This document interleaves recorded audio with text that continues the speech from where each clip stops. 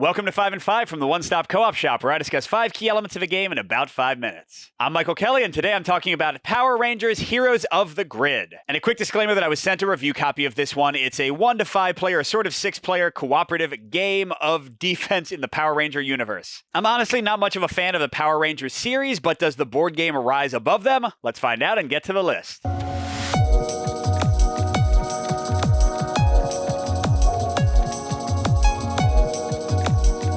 So my number 5, which is a mix, is the interaction between players at different counts. On the positive side, you have a lot of cool ways to help each other out. Each ranger has a special ability they can use generally once per combat, and the majority of them interact with other players in some way. And then you also unlock Zord cards as you basically level up, and these are all usable on different players, even if somebody isn't even in combat. So these really provide a lot of interaction and cooperation. And there's also the coordination needed between players with their limited actions, who's going to go where, who's going to start a fight and pull in other players. All of that works really well. But the negative side comes in with that fighting, especially at higher player counts. This is mainly going to happen with 4 or 5 players. Sometimes you'll have multiple combats on your turn that you're not involved in, and each one isn't super long, maybe about 5 minutes, but if you miss 2 combats in a row, that could be 10 minutes of game time or more where you're just sitting around doing nothing. My number 4 point, also a mix, is the deployment of enemy figures. So each turn you're going to flip 4 or 5 cards depending on your chosen difficulty setting, and it's going to randomly put foot soldiers and monsters and bosses at different locations. And on the positive side, the randomness of where these people show up, which locations get overwhelmed at different times,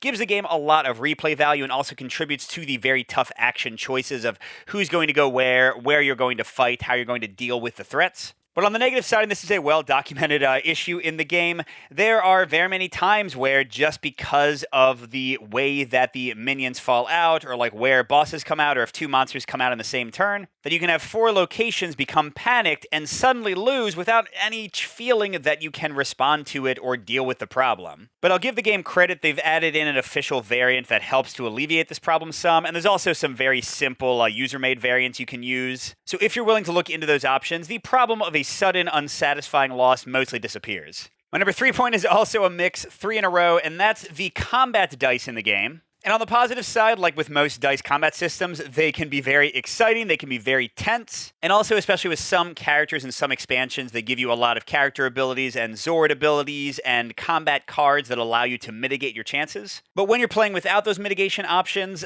the game is so tight in its action economy and its card economy that the fact that you can just roll a whole bunch of blanks on a huge attack and have wasted tons of energy, an entire combat opportunity, failed to finish off a card that now hits you in a terrible way, can be very swingy and sometimes unsatisfying if the luck just is not in your favor, and again, you don't have any of the characters that let you mitigate your chances.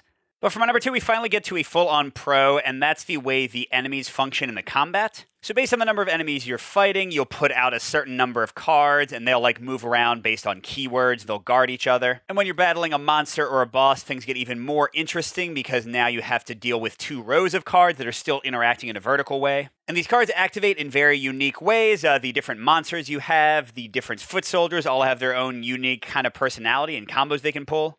And that shines a positive light back on the player choices in combat because you're trying to take out these cards before they activate. If you can defeat them, then when their turn comes around, they do nothing. So it becomes a part of the really brilliant combat puzzle in the game, the best part. Although if you buy just the core game, which is already very expensive because of all the miniatures they shoved in the game, you only get 2 foot soldier types and only 1 boss. So unless you go into expansions, you have kind of limited options in what you'll actually see in the cool combat. And finally, my number 1, full-on pro, by far the best part of the game, and that is the card play and card management. So each of the Rangers has a unique deck of cards, most of them being attacks that'll roll a certain number of dice.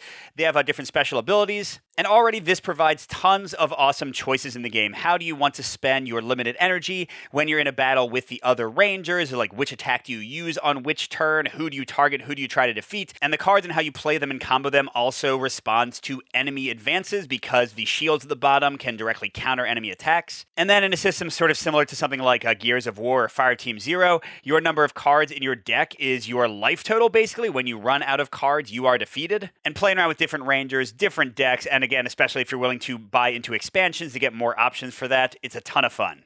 So overall, I can recommend Power Rangers Heroes of the Grid to people who like miniatures because, again, there's a whole bunch in the game. But more than that, I can recommend it to you if you like really intense card-based play and really tense combat situations using those cards and special abilities. On the other hand, if you're very strongly randomness averse, if you're not willing to commit to maybe at least 1 or 2 big box expansions to expand your opportunities for the game, or if you're scared of finding the variants that make the end game not suddenly come upon you in an unsatisfying way, you might want to avoid this one. And I did a full playthrough just yesterday with the Psycho Rangers expansion, so you can click on the box up there to check it out. Thanks for watching, everybody. Good gaming, and I'll see you at the next stop.